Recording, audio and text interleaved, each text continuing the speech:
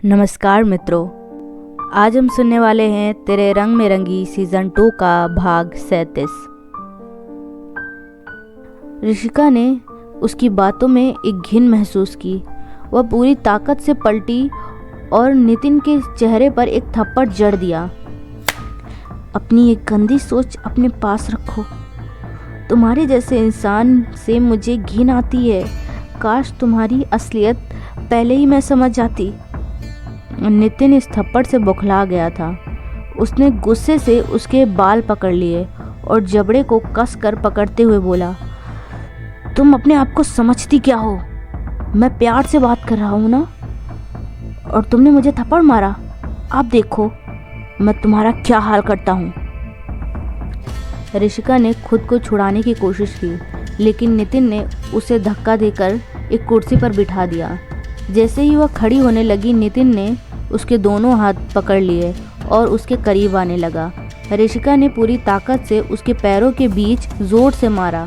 नितिन दर्द से कराहते हुए पीछे हट गया और ऋषिका तुरंत दरवाजे की तरफ दौड़ पड़ी, पर तभी नितिन ने उसका पैर जल्दी से पकड़ लिया। ऋषिका कुछ समझते ही उससे पहले ही नितिन खड़ा हो गया और जोर से उसके चेहरे पर 2-3 थप्पड़ जड़ दिए। ऋषिका संभल नहीं पाई और ज़मीन पर गिर गई। ये देख नितिन अपनी हवस भरी नज़रों से ऋषिका को देखने लगा। ऋषिका डर से अंदर तक कांप उठी थी, लेकिन अभी भी उसने हिम्मत नहीं हारी थी। नितिन ने अपने दांत पीसते हुए चीखते हुए कहा, बहुत हिम्मत है ना तुम में? आज तेरी इस हिम्मत को तोड़ कर रख दूंगा। ये कहते हुए नितिन ने ऋषिका के कुर्ते की बाजू को फाड़ दिया और ज़बरदस्ती करने लगा। ऋषिका ने पूरी ताकत लगाकर उसे खुद से दूर करने की कोशिश की, पर वह नाकाम हो रही थी। तभी उसकी नज़र ज़मीन पर पड़े पेन पर गई। उसने अपना हाथ उस पेन की तरफ बढ़ाया और नितिन के कंधे पर मार दिया। नितिन दर्द से करहा उठा और ऋषिका से दूर हो गया। नितिन के दूर होते ही ऋषिका तुरंत खड़ी हो गई और सीढ़ियों की तरफ भागने लगी।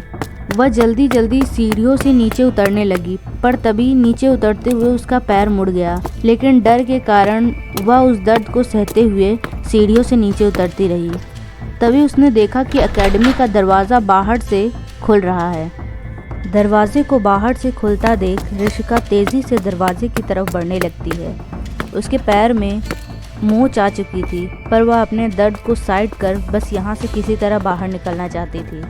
जैसे ही वह दरवाजे के पास पहुंची, तभी किसी ने बाहर से दरवाजे को खोल दिया। जैसे ही दरवाजे पर खड़े इंसान पर उसकी नज़र गई, तो उसकी आंखों में काफ़ी देर से ठहरे आंसू आंखों से बाहर निकल पड़े और वह सामने खड़े शख्स के सीने से जाकर रोने लगी। नितिन, जो ऋषिका को पकड़ने के लिए सीढ़ियों से नीचे उतर रहा था, उसने जब दरवाजे पर खड़े शख्स को देखा तो उसकी आंखों में अचानक ही खौफ उतर आया, क्योंकि एकेडमी के दरवाजे पर कोई और नहीं, राघवेंद्र खड़ा था। असल में राघवेंद्र ऋषिका को सरप्राइज़ देना चाहता था, इसलिए देहरादून पहुंचते ही उसने खुशी को कॉल किया। उससे ऋषिका के बारे में पूछा तो उसे पता चला ऋषिका एकेडमी में है। तभी उसने निर्णय किया कि वह सीधा सबसे पहले ऋषिका से जाकर मिलेगा। खुशी ने राघवेंद्र को नितिन के बारे में भी बताया था कि नितिन ऋषिका के साथ उत्तराखंड में होने वाले डांस कंपटीशन में पार्टिसिपेट करना चाहता है, इसीलिए वो ऋषिका की एकेडमी में उसके साथ डांस प्रैक्टिस कर रहा है। ये सुनकर राघवेंद्र को कुछ खास आश्चर्य नहीं हुआ, क्योंकि वो जानता था कि नितिन कोई भी काम पूरे मन से नहीं कर सकता है, पर फिर भी उसे इससे कोई खास दिक्कत नहीं थी। पर जब वो यहाँ आया और उसने ऋषिका की ये हालत देखी तो वह सन्न रह गया। उसने ऋषिका की पीठ सहलाते हुए अपनी घबराई आवाज़ में कहा, क्या हुआ ऋषिका? ऋषिका, ऋषिका तुम्हें क्या हुआ है? तुम ऐसे? ये कहते हुए जाने क्यों राघवेंद्र के होंठ कांप रहे थे। उसे जाने किस अनहोनी का डर था। उसने ऋषिका का चेहरा अपने सामने करते हुए दोबारा कहा, ऋषिका प्लीज़ मुझे बताओ, क्या हुआ तुम्हें? और तुम्हारी ये हालत? राघवेंद्र ने उसके फटे हुए कुर्ते को देखकर कहा। ऋषिका इतना ज़्यादा घबरा गई थी कि उसके मुंह से शब्द ही नहीं निकल रहे थे। वो बस राघवेंद्र के सीने में कहीं छुप जाना चाहती थी। तभी राघवेंद्र ने थोड़ा गुस्से और सख्ती से फिर से पूछा, ऋषिका मैं तुमसे कुछ पूछ रहा हूँ, क्या हुआ है यहाँ पर ऋषिका फिर भी कोई जवाब नहीं देती। तो राघवेंद्र खुद को शांत करते हुए एक बार फिर से कहता है, ऋषिका क्या मैं जो सोच रहा हूँ वो सही है? क्या तुम्हारी इस हालत का जिम्मेदार नितिन है? क्या उसने तुम्हारे साथ कुछ गलत करने की कोशिश की? प्लीज़ ऋषिका मुझे बताओ। राघवेंद्र के इतने सख्ती से पूछने पर ऋषिका घबरा जाती है और अपना सिर हाँ में हिलाते हुए धीरे से कहती है, राघवेंद्र मुझे घर जाना है। राघवेंद्र ने ये सुना तो सब समझ गया। उसकी मुट्ठियाँ भिज गई थी। वह ऋषिका से दूर हुआ। उसने अपना कोट उतार कर ऋषिका को अच्छे से पहनाया और फिर बेहद प्यार से कहा, ऋषिका बाहर कार खड़ी है, तुम जाकर उसमें बैठो, मैं बस अभी आता हूँ। राघवेंद्र ने ये कहा और फिर सीढ़ियों की तरफ बढ़ते हुए अपने पैंट की बेल्ट निकालने लगा। नितिन ने जब राघवेंद्र को अपनी तरफ आते हुए देखा तो वह अंदर तक कांप गया। वह जल्दी जल्दी ऋषिका के कैबिन की तरफ बढ़ने लगा और कैबिन में आकर कैबिन का दरवाज़ा अंदर से अच्छे से बंद कर लेता है। उसे लग रहा था कि वह राघवेंद्र से इस तरह बच जाएगा, पर वह ये नहीं जानता था कि राघवेंद्र के सिर पर जब खून सवार होता है तो कोई भी दीवार या दरवाज़ा उसे रोक नहीं सकता। एक ही झटके से कैबिन का दरवाज़ा टूट कर नीचे गिर जाता है। ये देखकर नितिन कैबिन में रखी टेबल के नीचे किसी चूहे की तरह छिपने लगता है। कुछ ही सेकंड बाद ऋषिका को, जो कार में राघवेंद्र के आने का इंतज़ार कर रही थी, उसे नितिन की चीखने की आवाज़ें सुनाई दी। वो चीख इतनी खतरनाक थी और इतनी दर्द भरी थी कि किसी का भी दिल पिघल जाए और इस तरह की चीखें सुनकर घबरा जाए। पर अभी नितिन ने जो ऋषिका के साथ करने की कोशिश की थी, उसके बाद ऋषिका के मन में नितिन के लिए कहीं भी दया का भाव नहीं आ रहा था। अगर कुछ आ रहा था तो वो थी सिर्फ नफरत, और उसे अंदर ही अंदर नितिन से बेहद घिन हो रही थी।